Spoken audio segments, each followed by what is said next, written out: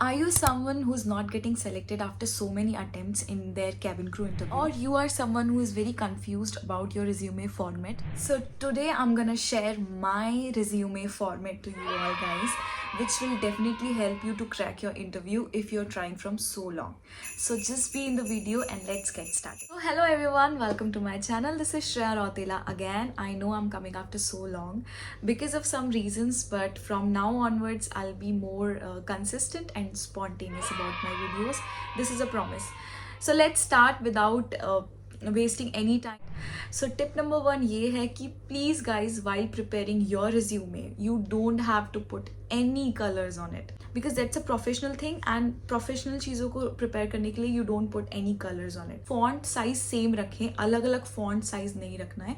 Formal font size रखना है, formal आपको कलर्स यूज करने हैं. ऑल्सो आप अपना फॉर्मेट बहुत लेटेस्ट सीवी का फॉर्मेट यूज कर सकते हो, या जो मैं सीवी आपको दिखाऊंगी आप वो सीवी का फॉर्मेट भी यूज कर सकते हो. Alright, you have to use 3 colours which is black and white. You can use navy blue because that's a professional colour. Indigo का कलर है तो it's professional, so you can use navy blue colour. And if you want to use any colour for that matter you can use grey colour. So these 3 are the options. इसके अलावा please कोई भी vibrant colour या कोई भी different colour अपनी CV के लिए मत यूज करें because this could be a reason for not getting selected in your interviews. This could be a reason. Alright, so we are done with tip number 1. अब आते हैं सेकंड पड़ाव पे जो कि tip number 2. So let's come to the CV and resume difference for which this video is all about. CV जो होता है it is all about your detail things, like बचपन से लेकर अभी तक आपने जो भी अचीव किया है, 11, 12, फर्स्ट, सेकेंड, जो भी आपने जितने भी कॉम्पिटिशन में पार्ट लिए, वो सब अच्छी अच्छी चीजें आप सब कुछ अपना अचीवमेंट्स अपनी सीवी में मेंशन कर सकते हो. And CV also gives you that authorisation कि आप उसको थोड़ा डिटेल्ड फॉर्मेट में या डिटेल फॉर्म में लिख सकते हो, या 1-2 पन्ने आप कर सकते हो सीवी के. But in resume you have to be precise, crisp and cut to cut. So you knowing the difference, CV is detailed thing, resume is specific things and short or crisp चीजें. ठीक है, so if you want to be a cabin crew and you're going for an interview, you should know that specifically आपको cabin crew बनने के लिए क्या चीज़ें चाहिए होती है. तो you have to be confident, your English and Hindi fluency होनी चाहिए. You should know how to speak in front of the people because you have to speak in front of the passengers while giving the briefings. Also, you should know how to be groomed, how to present yourself groomed, and little bit about makeup. नहीं पता है तो वो आप सीख जाओगे. No worries about that. So now you have to put all these things in your resume. You don't have to, confuse the examiner. इतना पूरा डिटेल ऐसा कुछ नहीं लिखना है. Put them in a precise way, captivating words use करिए, and for sure you will be able to grab their attention. Now let's come to my format, which helped me to crack my interview in one go. This is my format. I'll show you here.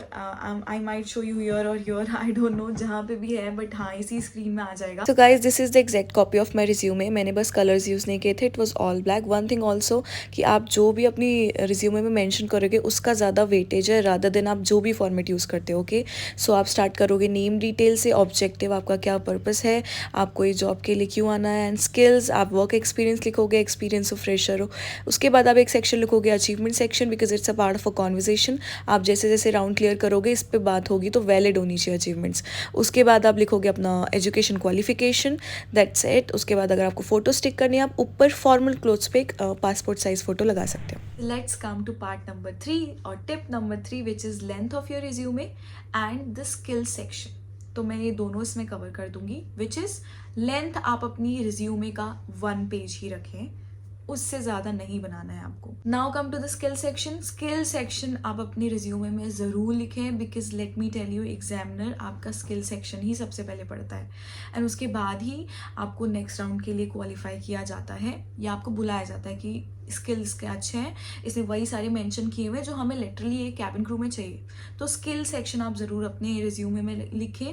Also I cover it one more thing here कि please आप ये चीज़ ना लिखें कि मैंने 11, 12 में कितने marks थे. ये वो मेन आपका फोकस इस पे होना चाहिए कि you are 12th pass. For that matter Vistara is an airline जिसमें आपको 60% से ज़्यादा, 60% एटलीस्ट आपके 12th में होने चाहिए. तो if you are going for a Vistara interview, be very precise about 60% आए हैं या उससे ज़्यादा आए हैं. ठीक है, तो ये चीज़ एक मेंशन कर सकते हैं विस्तारा एयरलाइन के लिए. उसके अलावा बाकी सारी एयरलाइंस के लिए आप मेंशन सिर्फ इतना कर सकते हैं तो हम 12th पास.